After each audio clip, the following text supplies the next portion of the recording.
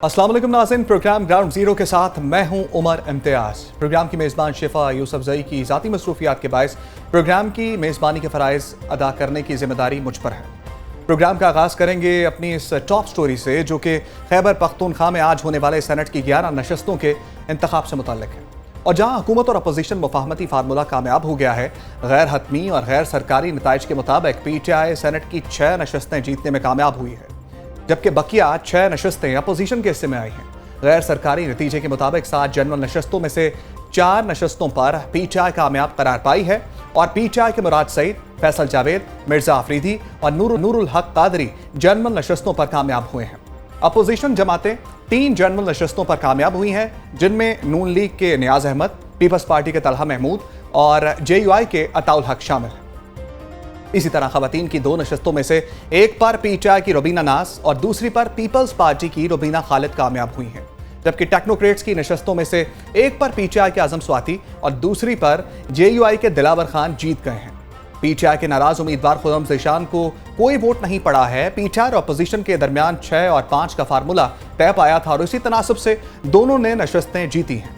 इब्तदाई तौर पर PTI और अपोजिशन जमातों के दरमियान ये इंतखाब बिला मुकाबला करवाने पर इत्तफाक हुआ था, मगर PTI के 5 नाराज उम्मीदवारों ने अपने कागजात नामजदगी वापस ना लेने का ऐलान किया था, जिसके बायस फैसला वोटिंग के जरिए हुआ। मगर गुज़श्ता रोज इन 5 नाराज उम्मीदवारों में से 4 ने इलेक्शन से दस्तबरदार होने का ऐलान कर दिया था और सिर्फ खुर्रम ज़ीशान मैदान में मौजूद रहे, जिनको कोई वोट नहीं मिला। सेनेट इंतखाबात के लिए PTI में इख्तलाफ क्यों देखने में आया और आखिरी वक्त तक नाराज उम्मीदवारों को क्यों एक सख्त पोजीशन लेना पड़ी, इस सवाल से बात करने के लिए हमारे साथ मौजूद हैं PTI पेशावर सदर और सेनेट टिकट के मामले पर पार्टी क़यादत से इख्तलाफ करने वाले और फिर बाद में दस्तबरदार होने वाले उम्मीदवार इरफान सलीम साहब। इरफान साहब, सबसे पहले तो खुशामदीद कहेंगे आप। सर, ये बता दीजिए कि आपको सेनेट की टिकट देने का फैसला किसने किया था? क्या खान साहब ने खुद आपको टिकट देने का फैसला किया था? आपका नाम की मंजूरी उन्होंने दी थी? देखें, सबसे पहले मैं बताता चलूं कि जो पिछले साल इलेक्शन मुलतवी हुआ था, तो मैं चूंकि अपने हलके का उम्मीदवार था, मैंने अपनी कोशिश की थी कि यहाँ से मुझे टिकट मिले, लेकिन जब हमारा हलका एक कम हो गया तो उस वजह से जो साबका वजीर थे उनको वहाँ से टिकट मिला। फिर इलेक्शन के बाद जो है वो पहली मीटिंग थी हमारी चीफ मिनिस्टर खैबर पख्तूनख्वा के साथ।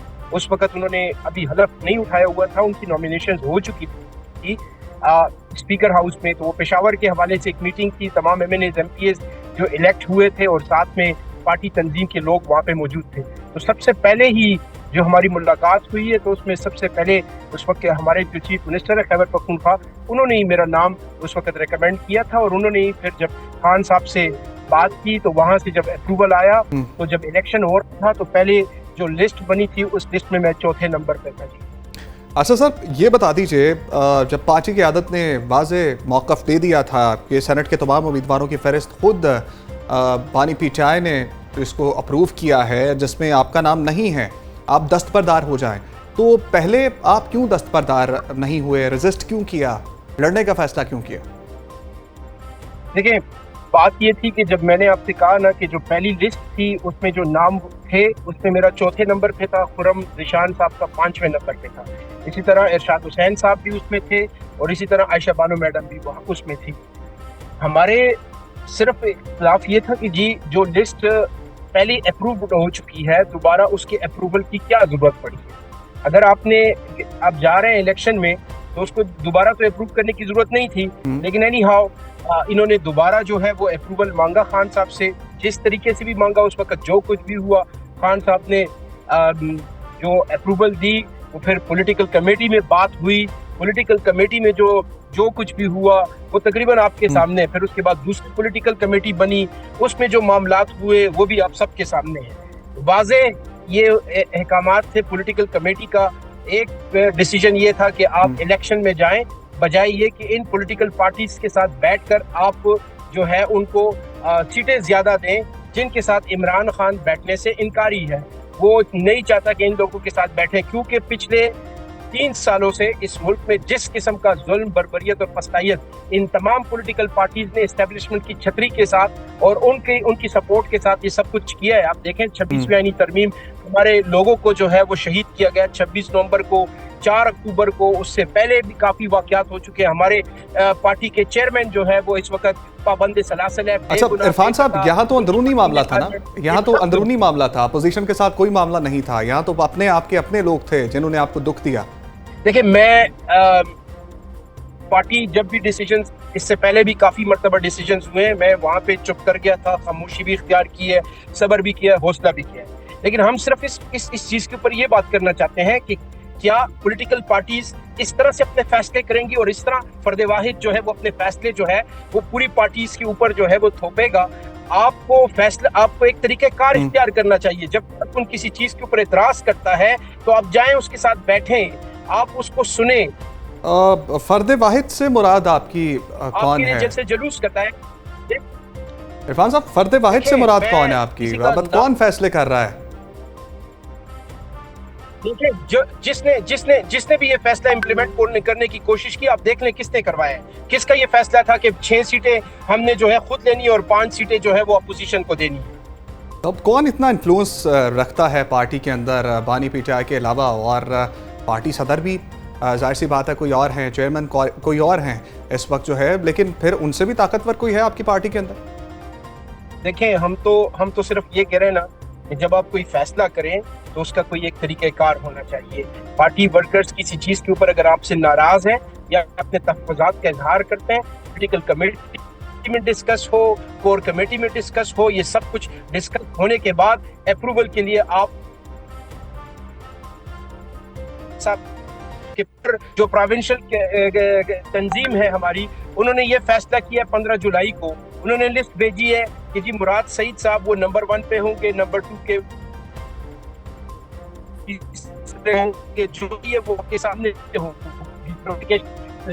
भेजा कि जी इसके ऊपर आप बात करें। पॉलिटिकल टीम में उसके ऊपर पहले बात हुई, उसको अप्रूव किया गया। 13 में से 11 लोगों ने उसको अप्रूव किया गया कि भाई आप एक तो इलेक्शन में जाए और ये वाला काम आपने जो है वो करना है। लेकिन उस लिस्ट को साइड पे रखकर जो तंजीम की मुशावरत थी या तंजीम की जो रिकमेंडेशंस थी उसको साइड पे रखकर जो है वो दूसरी लिस्ट तैयार की गई और वो दिखाकर और वहां से अप्रूवल लेकर जो है वो निकाली गई कि ये खान साहब का फैसला है। अच्छा इरफान साहब, एक रात पहले तक उसी दिन जो है वो खान साहब की बहनें जो है वो 10 मिनट के लिए मिलती है मुशावरत से फैसला करें।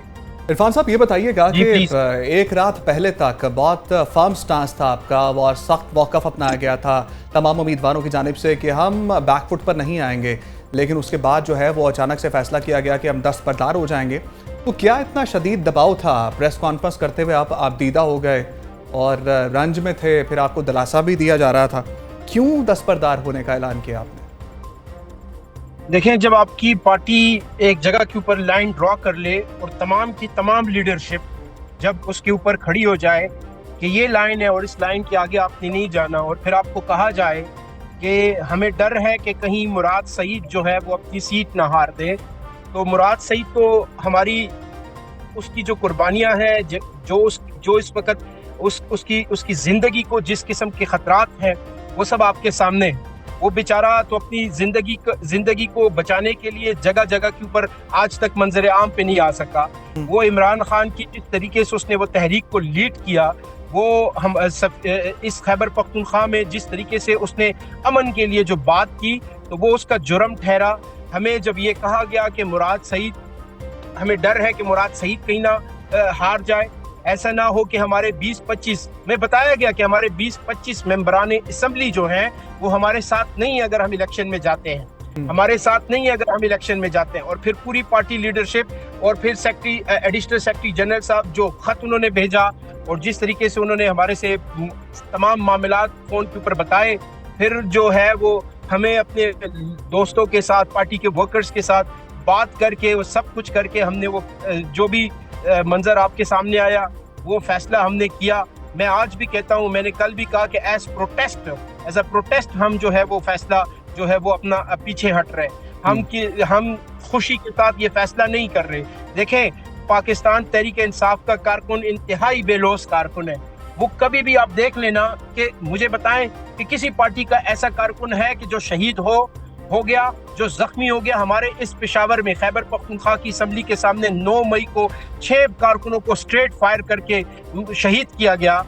उसके बावजूद भी आप देखें लोग निकलते हैं, लोग इमरान खान के नाम के ऊपर निकलते हैं। लोग इरफान साहब, पार्टी का कारकुन तो कल आपदीदा नजर आया हमें, पार्टी के कारकुन को तो पीछे धकेल दिया गया, पार्टी के कारकुन को टिकट नहीं दिया गया जिसका नाम भी पहले लिस्ट में शामिल था। इस पर क्या कहेंगे जो आपके साथ ज्यादती हुई? देखें, हाँ, इस पे मैं अब क्या कह सकता हूँ। मैं यही कहूँगा कि हमें पार्टी के जो मामलात हैं वो शफाफ तरीके से चलाने चाहिए। पार्टी जो डिसीजंस करती है वो ऐसे डिसीजंस करे कि लोगों को उनके ऊपर एतमाद हो। पार्टी के कारकुनों को जब फैसला साज जो हमारे बैठे हुए हैं वो बंद कमरों में फैसले ना करें, जो फोरम्स हो जहाँ पे पार्टी का वर्कर जाकर उसको अगर किसी जगह के ऊपर तहफ़्फ़ुज़ात हैं, कहीं पर उसको इतराज़ात हैं, कहीं पर उसके गिले शिकवे हैं, कोई फोरम हो जहाँ पे वो जाकर अपनी बात कर सके। मैं समझता हूँ कि अगर पॉलिटिकल पार्टीज में ये कल्चर डेवलप होता है तो कभी फिर आपको ऐसे मंजर नहीं देखने पड़ेंगे। अब बैरिस्टर सैफ से क्या इख्तलाफात हैं? देखिए, बैरिस्टर सैफ से मेरा कोई जाती इख्तिलाफ नहीं है। बैरिस्टर सैफ ने पेशावर में अक्टूबर में पख्तून तहफ़्फ़ुज़ मूवमेंट का एक अमन जरगा होना था, उसके ऊपर वफाकी हुकूमत ने जो है वो पाबंदी लगाई कि यहाँ पर वो नहीं करेंगे और उन्होंने जो है वो फोर्स इस्तेमाल करनी चाहिए, बज़ोर ताकत उसको रोकना चाहा।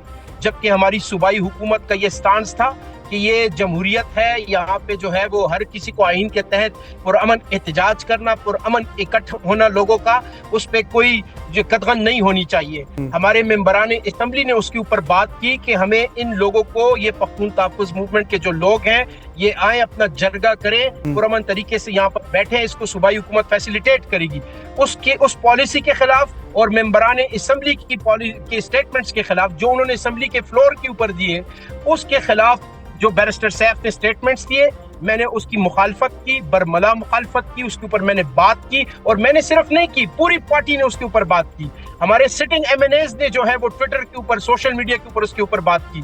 फिर उसके बाद जो ड्रोन हमला होता है काटलंग में, वहां पर जो बेगुनाह लोगों को जो है वो शहीद किया जाता है, उसके ऊपर उसने कहा कि सूबाई हुकूमत को उस वक्त तक कोई पता नहीं था और उन्होंने फौरन से जो है वो स्टेटमेंट दे दी कि ये जो कुछ हुआ है ये यहाँ पे दहशतगर्दों को जो है वो टारगेट किया गया। हालांकि हमारे जो सूबाई वजीर थे डॉक्टर अमजद साहब, वो फौरन वहां पर पहुंचे, वो उनके हल्के के लोग थे, तमाम आइडेंटिटी बताई। हमारे सूबाई सदर जुनैद अकबर साहब वो वहां पर पहुंचे, तमाम उनकी आइडेंटिटी बताई, सब कुछ बताया कि ये पुरअमन लोग थे। इरफान साहब, इसी इख्तलाफ की वजह से तो कहीं आपका नाम निकाला तो नहीं गया लिस्ट के अंदर से?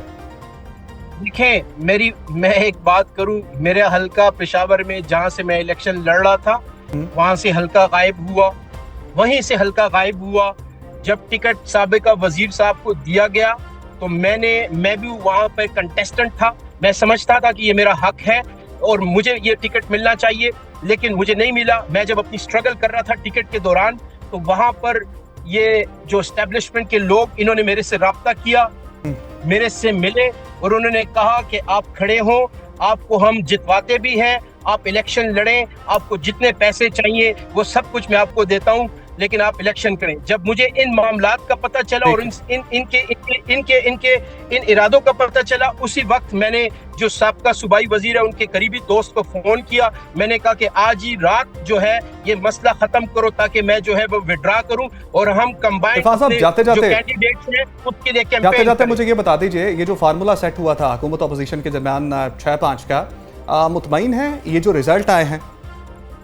देखिए, मैं जो पार्टी पॉलिसी इमरान खान का जो स्टेटेड नजरिया है, या इमरान खान, देखे ना, जो पॉलिटिकल पार्टियां इस वक्त इस मुल्क में 26वीं आईनी तरमीम को लाने के लिए बजोरे ताकत और बजोरे बंदूक और डंडे के जरिए उन्हें लेकर आए, जिन्होंने हमारे चेयरमैन बैरिस्टर गोहर को असम्बली से गिरफ्तार किया, हमारे असम्बली के मेंबरान को गिरफ्तार किया, हमारे जो अपोजिशन लीडर है उनको गिरफ्तार किया, ये सब कुछ मामला उन्होंने किया। इनकी वजह से इमरान खान कैद में है। ठीक है इरफान सलीम साहब, आपका मौका पर बहुत शुक्रिया, आपके वक्त का भी। हमें यहाँ पर ज्वाइन किया सीनियर सहाफ़ी तजज़ियाकार मुनीफ फारूक साहब ने, उनसे भी जान लेते हैं आज जो सियासी तौर पर गहमा गहमी रही और फिर एक दो दिन से जो हालात बने हुए थे खैबर पख्तूनख्वा के हवाले से, कुछ अरकान नाराज़ थे, कुछ ने अपने टिकट वापस लिए।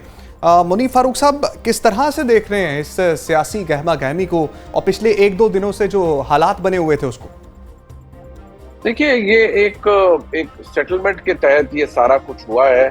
11 नशिस्तें 5 हुकूमती इत्तेहाद के पास चली गई, 6 पाकिस्तान तहरीक इंसाफ के पास आ गई, और उस 6 में से भी फिर देखिए कि जो शख्सियात जिनका नाम सामने आया और जो इवेंचुअली बन गए सेनेटर, वो दिलचस्प मामला है। उसमें से जारी बात है मिसाल यूसुफजई का तो आगे होगा मामला, क्योंकि वो डॉक्टर सानिया निश्तर साहिबा की सीट पर आ रही हैं। लेकिन यहाँ एक अब ये तासुर बड़ा जोर पकड़ा है कि उन 6 सेनेटर्स में से 3 ऐसे हैं जो कि एस्टेब्लिशमेंट की हिमायत याफ्ता है। गंडापुर साहब एक तरह से अंडर ऑब्लिगेशन थे कि वो एस्टेब्लिशमेंट के लिए ये सब करते। एक गिव एंड टेक हुआ है, क्विड प्रो को हुआ है, जिसमें मुराद सईद साहब भी आ गए। वो अलग बात है कि मुराद सईद साहब अभी ऐवान के अंदर शायद नहीं आ सकेंगे फौरी तौर पर, क्योंकि अभी वो एब्सकॉन्ड कर रहे हैं, उनके और मसाइल अपनी जगह मौजूद रहेंगे। लेकिन बहरहाल तहरीक इंसाफ का भी इसमें एक हिस्सा रखा गया है। 6 सीटें हैं, मैं दोबारा कहूँगा, उनमें से 3 नॉमिनीज तो ऐसे हैं जो कि बादे नज़र में आपको लगेगा कि वो तहरीक इंसाफ के हैं, लेकिन वो तहरीक इंसाफ के असल में नहीं है। खास तौर पर मिर्जा अफरीदी साहब तहरीक इंसाफ तकरीबन छोड़ चुके थे, 9 मई को कंडेम कर चुके थे। उनको जिस शदोमत से टिकट दिया गया वो तो इसलिए बात जाहिर करता है कि वो एस्टेब्लिशमेंट के हमायती थे और एस्टेब्लिशमेंट की हिमायत उन्हें हासिल थी। उसके बाद जो आजम सवाती साहब हैं, बेशक वो ये कहते रहे कि वो तहरीक इंसाफ के नुमाइंदे हैं, लेकिन बहरहाल वो रिसेंट पास्ट में उनको एस्टेब्लिशमेंट की हिमायत हासिल रही है। नूरुल्लाह कादरी साहब बेशक इमरान खान साहब की काबीना में रहे, कहने को पीटीआई में भी रहे, लेकिन उनका पीटीआई से एज सच कोई ताल्लुक नहीं, वो भी एस्टेब्लिशमेंट के हिमायती हैं और एस्टेब्लिशमेंट की हिमायत याफ्ता हैं बल्कि। तो एक किस्म की एक अंडरस्टैंडिंग के तहत ये सब कुछ हुआ है।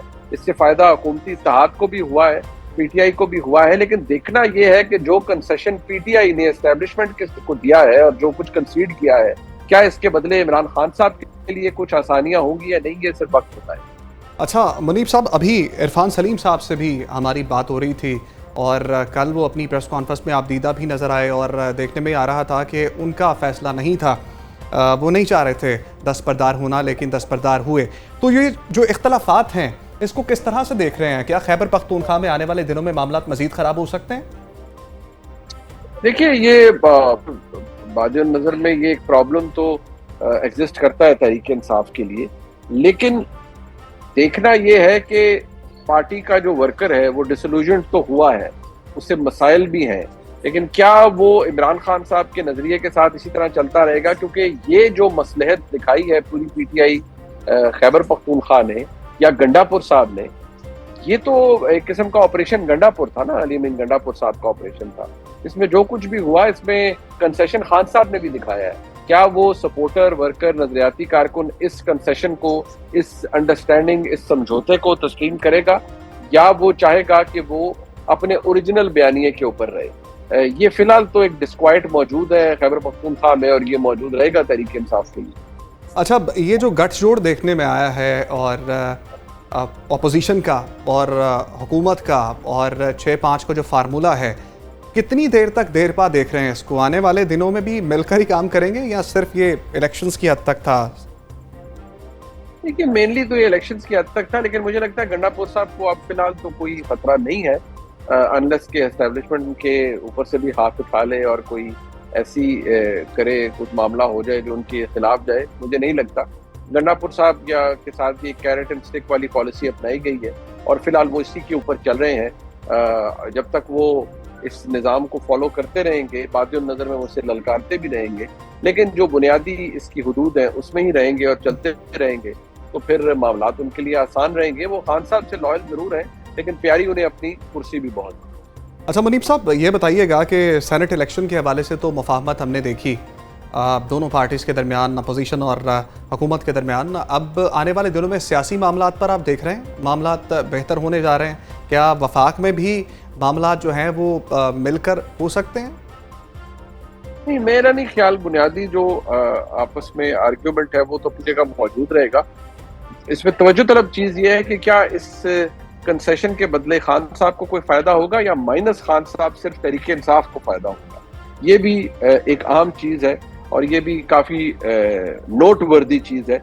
हमें सिर्फ आने वाला वक्त बता सकता है कि इमरान खान साहब को इसका फायदा डायरेक्टली होगा या ये सिर्फ पार्टी के चंद लोगों तक या पार्टी की उस क़यादत तक जो कि इस वक्त जेलों से बाहर है, सिर्फ उस तक फायदा होगा।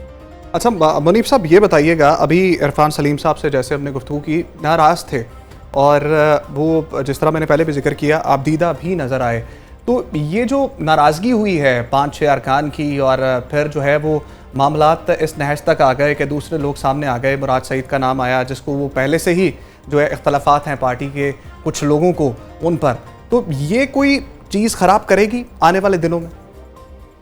ये तो एक जाहिर सी बात है कि नजरियाती कारकुन तो बहुत नाराज है। इरफान सलीम साहब हैं, खुरम ज़ीशान साहब हैं। अगर पीटीआई को पीपल्स पार्टी के साथ ये समझौता ना होता तो जो इजाफी वोट थे उनसे कम से कम एक सेनेटर और मुंतखब किया जा सकता था, लेकिन फिर गंडापुर साहब को कुछ और भी रिस्क करना पड़ता, फिर शायद मामला इतने खुश उसलूबी से तय ना होते। लेकिन क्योंकि ये सब कुछ हुआ है, आप इजाफी वोटों की गिनती निकालिए ना, बड़े आसानी से एक सेनेटर पाकिस्तान तहरीक इंसाफ और इलेक्ट करवा सकती थी। तो क्यों कंसेशन दिया है तहरीक इंसाफ ने इस एक सीट का? इसके पीछे एक बहुत बड़ा सियासी समझौता है जो शायद तहरीक इंसाफ की जो खैबर पख्तूनख्वा हुकूमत है उसके लिए भी फायदेमंद साबित होगा। लेकिन देखना यह है कि ये सिर्फ खैबर पख्तूनख्वा हुकूमत तक फायदेमंद होगा या इसका फायदा इमरान खान साहब को भी पहुंचेगा। मैं दोबारा कह रहा हूँ, ये सिर्फ आने वाला वक्त बताएगा। अच्छा, इस तमाम सिनेरियो पे गंडापुर साहब का स्टांस क्या देख रहे हैं आप? गंडापुर साहब इस पूरी डील के करने वालों में से थे। गंडापुर साहब ने इसको ऑर्केस्ट्रेट किया, इसे एग्जीक्यूट किया और इसी तरह इस मामले को वो आगे लेके चले हैं। खुश उसलूबी से मामला तय हो गए। उन लोगों के साथ भी मामला तय किए जिनको शायद वो बैठना उनके साथ पसंद नहीं करते। शायद सियासत यही इसी चीज़ का नाम है और इसी तरीके से इस मामले को सुलझाया गया है। गंडापुर साहब ने ये सब कुछ किया है और अपनी सियासी दानिश में उन्होंने एक बेहतर डील की है पाकिस्तान तहरीक इंसाफ के लिए। अच्छा, इस तमाम सिनेरियो के बाद ये जो 1-2 दिन में हालात क्रिएट हुए हैं, अंदरूनी सियासत जो पीटीआई की है उसको किस तरफ जाता देख रहे हैं आप? देखिए, तहरीक इंसाफ की अंदरूनी सियासत जो पावर पॉलिटिक्स है वो तो ऐसे ही रहेगी। हाँ, ये जरूर बात है कि जो नजरियाती कारकुन है, जो नजरियाती तौर पर इमरान खान साहब के साथ है, उसको मायूसी जरूर हुई है और वो शायद इस चीज़ को बड़ा नोट भी कर रहा है और नोट करता भी रहेगा कि मामलात कहाँ जा रहे हैं। लेकिन मेरे ख्याल में as long as Imran Khan साहब का ट्विटर बोलता रहेगा तो नजरियाती कारकुन को तो जोश दिलाने के लिए ये तमाम चीज़ें मेरे ख्याल में अभी तो काम कर जाएगी। अच्छा, ये जो इख्तलाफात हैं ये मज़ीद बढ़ेंगे या फिर जो है ये थम जाएंगे? कोई एक बयान आएगा, जिस तरह से जेल के अंदर से मामलात सामने आते हैं तो नजरियाती कारकुन को इंगेज करने के लिए, जिस तरह आपने कहा कि ट्विटर अकाउंट भी चलता रहेगा, ये थम जाएगा या ये मज़ीद बढ़ेगा? देखिए, अगर तो इमरान खान साहब की रिहाई हो जाती है और वो जेल से बाहर आ जाते हैं, यानी वो बेल पर आ जाते हैं, तो फिर तो शायद ये मामला थम सकते हैं कि खान साहब बाहर होंगे तो चीज़ें बेहतर तरीके से एंगेज हो जाएंगी। लेकिन अगर ना हुई तो फिर अगर खान साहब भी जेल से बाहर नहीं आते और मामलात में तब्दीली नहीं आती तो फिर शायद ये डिस्क्वाइट बढ़ता जाएगा खैबर पख्तूनख्वा में। याद रहे कि ऑलरेडी बहुत से ग्रुप बंदी है पीटीआई के अंदर खैबर पख्तूनख्वा में, और अगर ये सिलसिला इसी तरह चलता रहा तो फिर शायद प्रॉब्लम और एग्रेवेट हो जाए।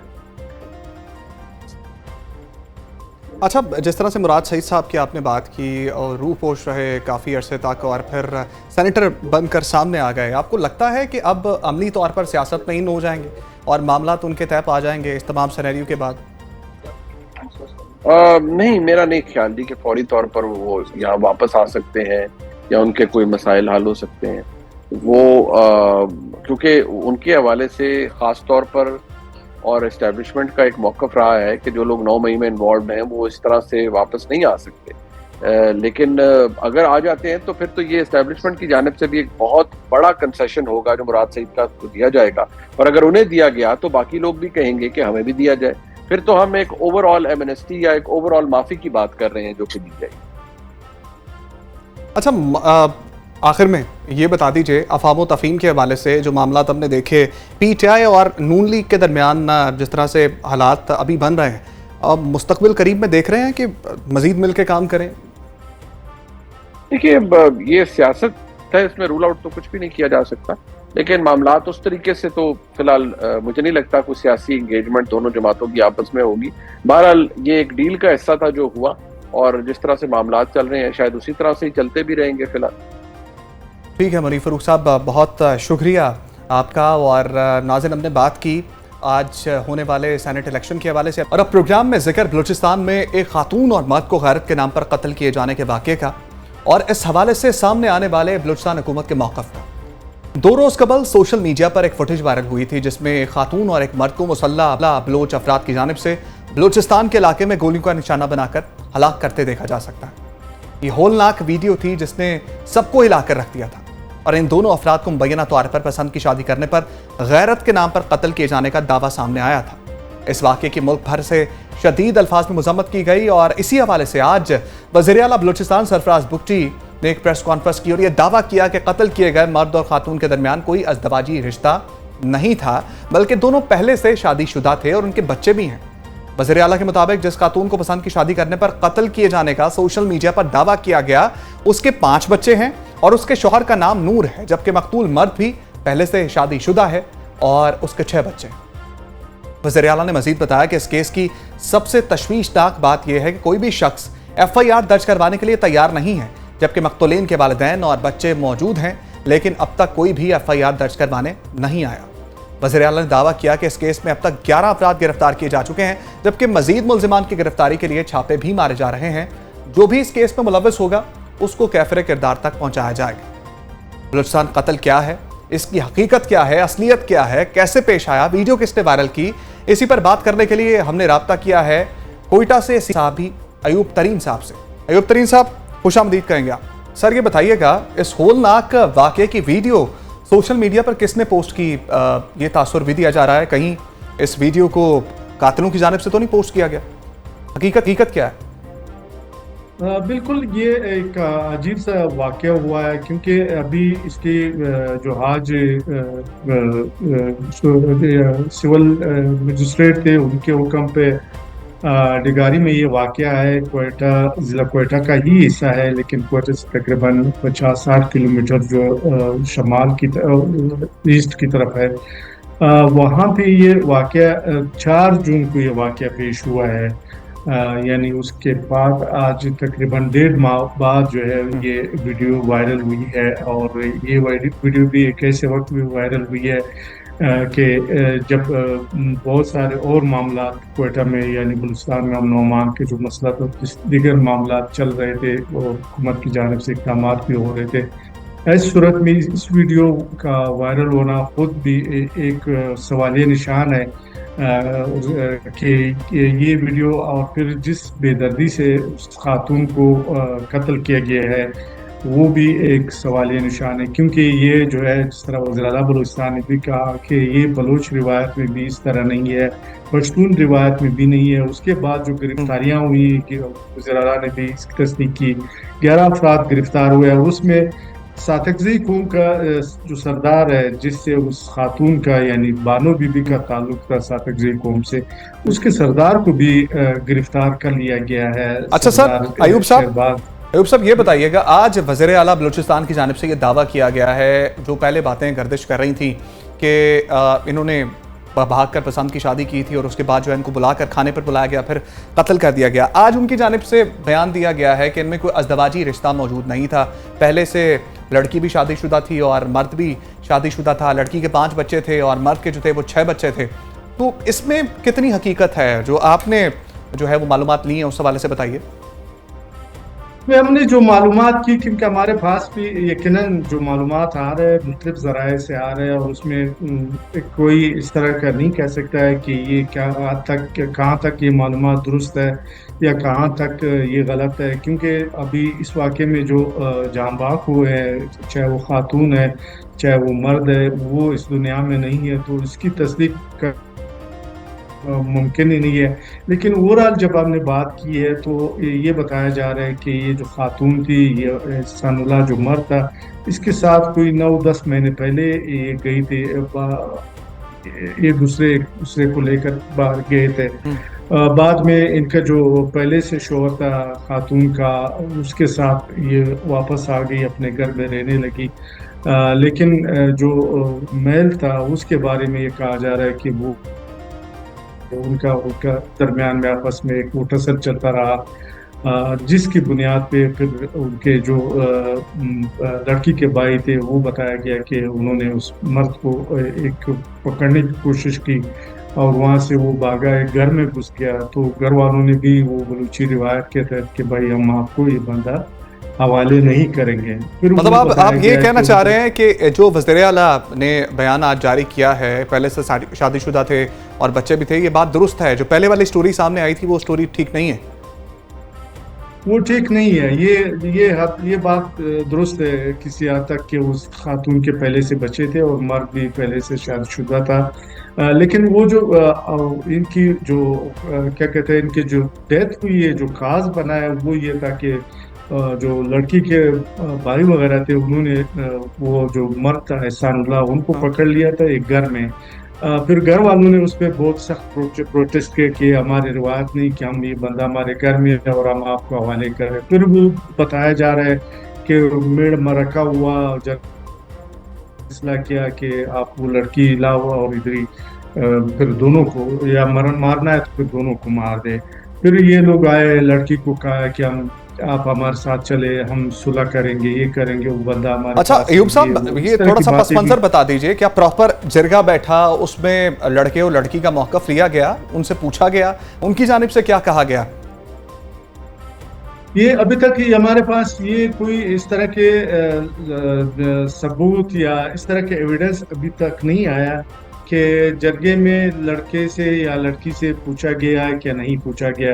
क्योंकि एक जो अहम वो है, जो सरदार शेरबाज खान सादकज़ई है जिसको अरेस्ट किया गया है, तो उन्होंने ये बयान दिया है कि ये जब जरगा इन्होंने किया उसके बाद ये मेरे पास आए थे कि हम लोगों ने ये फैसला किया है कि हमने दोनों को कत्ल करना है। बकौल शेरबाज के वो ये कह रहे हैं कि मैंने इनको मना किया था कि इस फैसले से मेरा कोई ताल्लुक नहीं है, ना मैं इस फैसले में शामिल हूँ। अच्छा, ये भी बता दीजिए, ये दावा ये किया जा रहा है कि कोई FIR दर्ज करवाने आया ही नहीं है और वज़ीर आला की जानिब से भी ये कहा गया है आएगा भी कोई नहीं, ये तासुर दिया जा रहा है, क्या ऐसा ही है? बिल्कुल, क्योंकि FIR जो है अभी तक सादकज़ई जो लड़की के जो भाई वगैरह या सादकज़ई कौम है तो खुद ही दोनों को कत्ल किया है।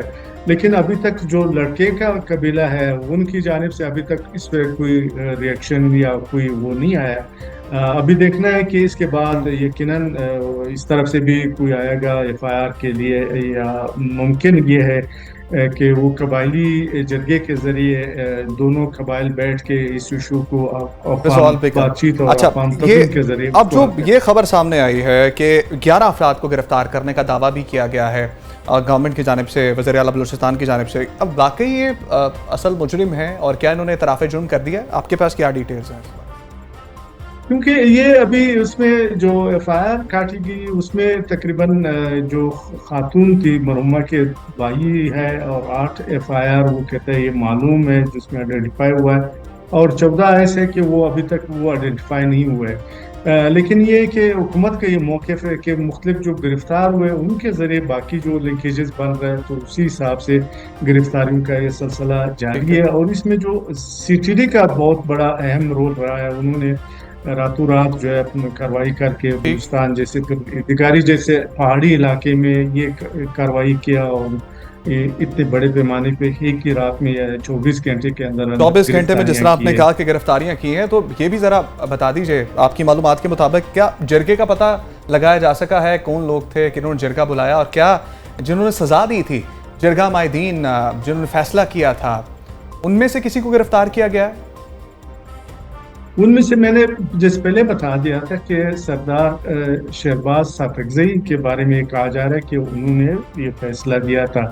लेकिन सरदार शेरबाज सादकज़ई ने अदालत में भी कहा है कि जब ये लोग आए थे, तो ये लोग पहले से फैसला कर चुके थे और मैंने उस वक्त इनको मना किया था कि इनको कत्ल नहीं करो, बल्कि इनके साथ बिठाओ और उनको राजीनामा कराते हैं।